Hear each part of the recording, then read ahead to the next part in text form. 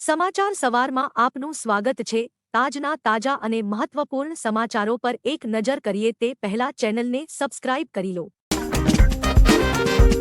આજે આ જિલ્લાઓમાં ધોધમાર વરસાદની આગાહી। ગુજરાતમાં 2 દિવસથી ધોધમાર વરસાદ વરસી રહ્યો છે। સૌરાષ્ટ્ર અને દક્ષિણ ગુજરાતમાં ભારેથી અતિભારે વરસાદ વરસવાથી અનેક વિસ્તાર જળબંબાકાર થયા છે। ત્યારે હવામાન વિભાગ દ્વારા કરવામાં આવેલી આગાહી અનુસાર આજે 23 જુલાઈના રોજ દેવભૂમિ દ્વારકા, જૂનાગઢ અને પોરબંદર, ગીર સોમનાથ, નવસારી અને વલસાડમાં અતિભારે વરસાદની શક્યતાના પગલે રેડ એલર્ટ અપાયું છે।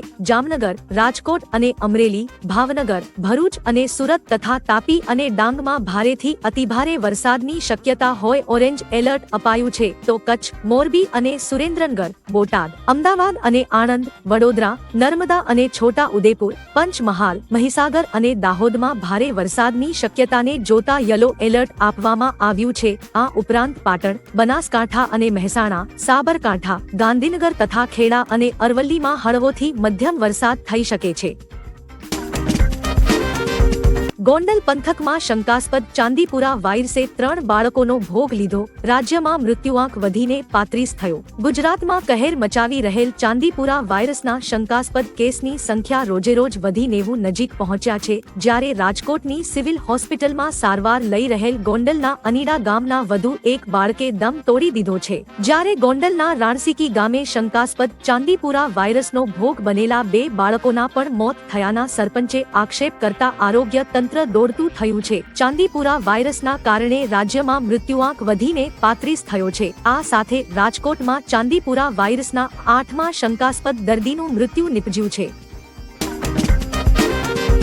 ઉપલેટામાં આગ ફાટ્યું, 3 કલાકમાં 12 ઇંચ વરસાદથી જળબંબાકાર। રાજકોટ જિલ્લાના ઉપલેટા તાલુકાના લાઠ ગામની અંદર આગ ફાટ્યા જેવી સ્થિતિનું નિર્માણ થયું છે। સવારે 6 વાગ્યાથી 9 વાગ્યા સુધીમાં 12 ઇંચ વરસાદ ખાબકતા સર્વત્ર જળબંબાકારની સ્થિતિ સર્જાઈ છે।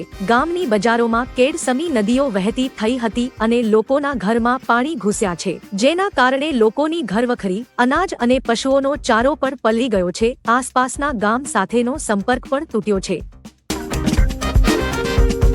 બાંગ્લાદેશની પ્રવર્તમાન પરિસ્થિતિમાં ત્યાં ફસાયેલા ગુજરાતના 14 વિદ્યાર્થીઓ સલામત વતન પહોંચ્યા। બાંગ્લાદેશમાં છેલ્લા કેટલાય દિવસથી બાંગ્લાદેશમાં સરકારી નોકરીઓમાં અનામતના મુદ્દે ફાટી નીકળેલી હિંસાએ વધુ વિકરાળ સ્વરૂપ ધારણ કર્યું હતું, જેને લઈ બાંગ્લાદેશમાં ભારતના ઘણા વિદ્યાર્થીઓ ફસાયા હતા, જેમાં ગુજરાતના પણ વિદ્યાર્થીઓ ફસાયા હતા। બાંગ્લાદેશની પ્રવર્તમાન પરિસ્થિતિમાં ત્યાં ફસાયેલા ગુજરાતના 14 વિદ્યાર્થીઓ મુખ્યમંત્રી ભૂપેન્દ્ર પટેલના દિશાનિર્દેશમાં રાજ્ય સરકારે વિદેશ મંત્રાલય સાથે હાથ ધરેલા તાત્કાલિક સંકલનને પરિણામે સહી સલામત વતન પરત આવી ગયા છે।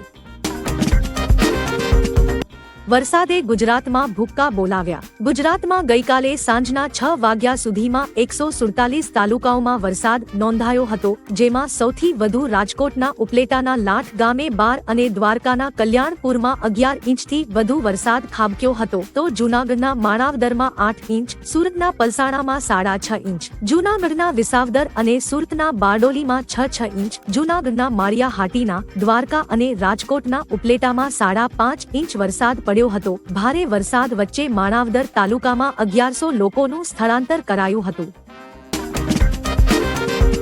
સ્ટેચ્યુ ઓફ યુનિટી જોઈ ભૂતાનના રાજા આશ્ચર્યચકિત। ભૂતાનના રાજા અને વડાપ્રધાન આજથી 3 દિવસના ગુજરાત પ્રવાસે છે। તેઓ ખાસ સ્ટેચ્યુ ઓફ યુનિટીની મુલાકાતે આવ્યા છે। ત્યારે આભને આંબતી વિશ્વની સૌથી ઊંચી સરદાર પટેલની પ્રતિમા જોઈને ભૂતાનના રાજા અને વડાપ્રધાન બંને મંત્રમુગ્ધ અને આશ્ચર્યચકિત થયા હતા। કેવડિયા કોલોનીમાં તેમનું ભવ્ય સ્વાગત થયું હતું। તેમની સાથે ભૂતાનનું પ્રતિનિધિ મંડળ પણ ગુજરાત આવ્યું છે।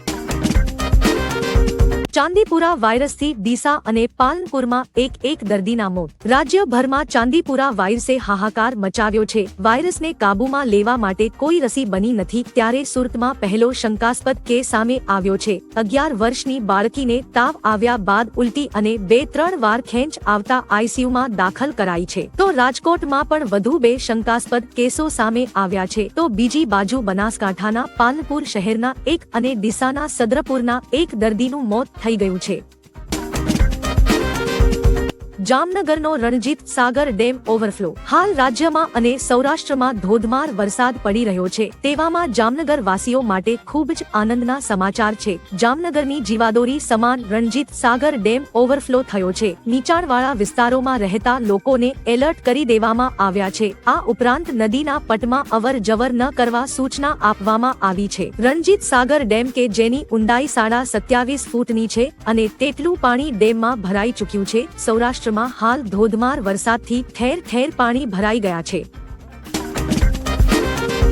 ભાજપના મેનિફેસ્ટોની 19 ગેરંટી પૂરી કરી શકે છે મોદી સરકાર। સંસદનું બજેટ સત્ર શરૂ થઈ ગયું છે, તેવામાં સામાન્ય બજેટ એટલે કે સરકારી વચનો પૂરા કરવાનું સૌથી મોટું માધ્યમ હોય છે। લોકસભાની ચૂંટણી પહેલા ભાજપે પોતાના ઘોષણાપત્રમાં મોદીની ગેરંટીના નામે સેંકડો વચનો આપ્યા હતા, ત્યારે આ બજેટમાં મધ્ય વર્ગના લોકોને ઘણી એવી આશાઓ રહેલી છે। ત્યારે બજેટમાં મોદી સરકાર ભાજપના મેનિફેસ્ટોની 19 ગેરંટી પૂરી કરી શકે છે તેવી શક્યતાઓ દેખાઈ રહી છે, જેનાથી મધ્યમ વર્ગને પણ લાભ થઈ શકે છે।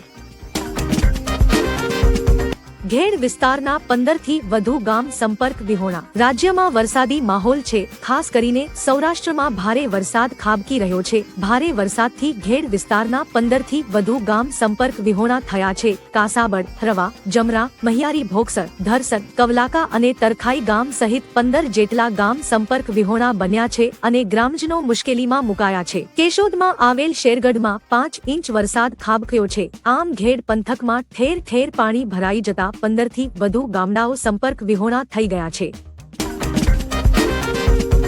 રાજકોટમાં ચાંદીપુરા વાયરસના શંકાસ્પદ કેસ સામે આવ્યા। ચાંદીપુરા વાયરસે રાજ્યમાં હાહાકાર મચાવ્યો છે। એક બાદ એક જિલ્લાઓમાં કેસો વધતા જોવા મળી રહ્યા છે, ત્યારે હવે રાજકોટમાં ચાંદીપુરા વાયરસના 2 શંકાસ્પદ કેસ સામે આવતા તંત્રમાં ભારે દોડધામ જોવા મળી રહી છે। 7 માસના બાળકમાં ચાંદીપુરાના લક્ષણો દેખા દેતા તેને સારવાર અર્થે રાજકોટ સિવિલ હોસ્પિટલમાં ખસેડાયા છે। બાળકનો પરિવાર મૂળ મધ્યપ્રદેશનો હોવાનું સામે આવ્યું છે। વરસાદે સુરતને ધમરોળતા 22 રસ્તા બંધ। સુરત શહેર અને જિલ્લામાં 2 દિવસથી મેઘરાજા ધમાકેદાર બેટિંગ કરી રહ્યા છે, જેના કારણે અનેક વિસ્તારો પાણીમાં ગરકાવ થયા છે। મુશળધાર વરસાદની સાથે ભારે પવનના કારણે જિલ્લામાં 50 જેટલા વૃક્ષ ધરાશી થયા છે। પાણી ભરાવા અને વૃક્ષો ધરાશી થતા સુરત જિલ્લાના 22 મુખ્ય રસ્તાઓ બંધ છે। કામરેજમાં 1, પલસાણામાં 6, બારડોલીમાં 10 અને માંડવીમાં 5 રસ્તાઓ બંધ કરવામાં આવ્યા છે, જેના લીધે જનજીવનને વ્યાપક અસર થઈ છે। નાણામંત્રીએ લોકસભામાં આર્થિક સર્વે રજૂ કર્યો। સંસદનું બજેટ સત્ર શરૂ થઈ ગયું છે। નાણાકીય વર્ષ 2023-24 માટે આર્થિક સર્વે રજૂ કરવામાં આવ્યો છે। સર્વે અનુસાર નાણાકીય વર્ષ 2024-25માં ભારતનો જીડીપી 6.5 કે 7% રહેવાનો અંદાજ છે। ફુગાવાનો દર 4.5% રહેવાનો અંદાજ છે। નાણાકીય વર્ષ 2025-26માં ફુગાવાનો દર 4.1% રહેવાનો અંદાજ છે। અર્થતંત્રને વેગ આપવા માટે આર્થિક સર્વેમાં જે પણ સૂચનો આપવામાં આવ્યા છે। લોકમેળામાં આ વખતે ડ્રોનથી રખાશે નજર। રાજકોટ લોકમેળામાં આ વખતે લોકોના ધસારા પર ડ્રોનથી નજર રાખવામાં આવશે।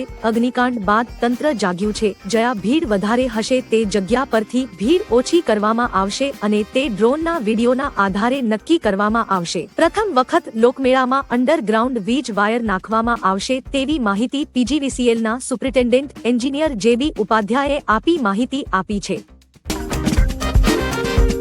ચાંદીપુરા વાયરસને લઈને કેન્દ્રીય આરોગ્યની ટીમ ગુજરાતમાં। રાજ્યમાં ચાંદીપુરા વાયરસથી મોતનો આંકડો વધ્યો છે। પાલનપુરની બાળકીનું શંકાસ્પદ મોત થતા સ્થાનિકોમાં ચકચાર મચી છે। પુણેથી રિપોર્ટ આવે તે પહેલા જ શંકાસ્પદ ચાંદીપુરાથી મોત થયું છે। ચાંદીપુરા કેસને લઈ આરોગ્ય વિભાગ એક્શન મોડ પર છે, જેમાં આજથી કેન્દ્રીય આરોગ્યની ટીમ ગુજરાતમાં છે। આરોગ્યની ટીમ દવાઓ, દર્દીઓ અને મેડિકલ સુવિધાઓ સહિતનો તાગ મેળવશે।